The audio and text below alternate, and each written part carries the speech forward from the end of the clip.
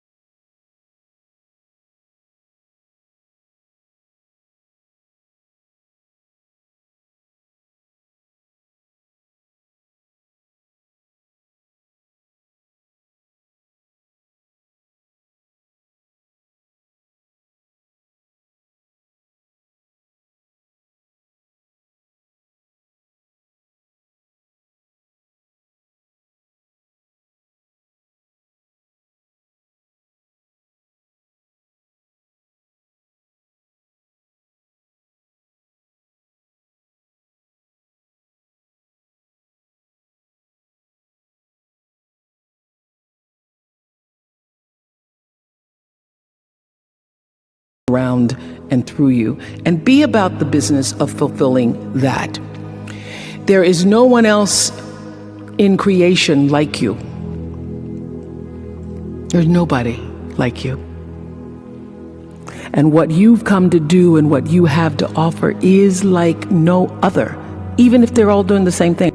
Every single person who ever came on my show, and I hear there's like 37,000 guests I've talked to, a lot of them came from dysfunction and a lot of them wouldn't appear to be teachers, but every one of them had something to say that was meaningful and valuable and that I could use to grow myself into the best of myself, which is what all of our jobs are. Your number one job is to become more of yourself and to grow yourself into the best of yourself.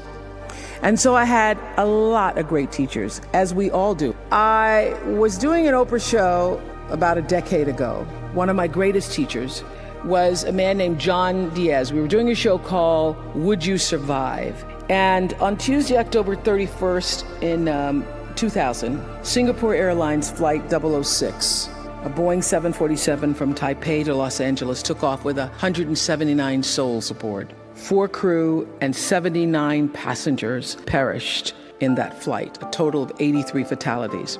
There was a typhoon rolling through at the time, and the plane went down the wrong runway. Now, what's interesting, John Diaz was on that plane, and he had had several indications, whispers, that he shouldn't have gotten on the plane, but he did anyway. He got on the plane, and he managed to be one of the survivors. And on the Oprah show, I was asking him, what do you think it was that you were one of the survivors? And I said, do you think it was your position on the plane? Because he was in first class and he was sitting on the right next to an exit door. And he said, yes, I think it might have been the position of the plane.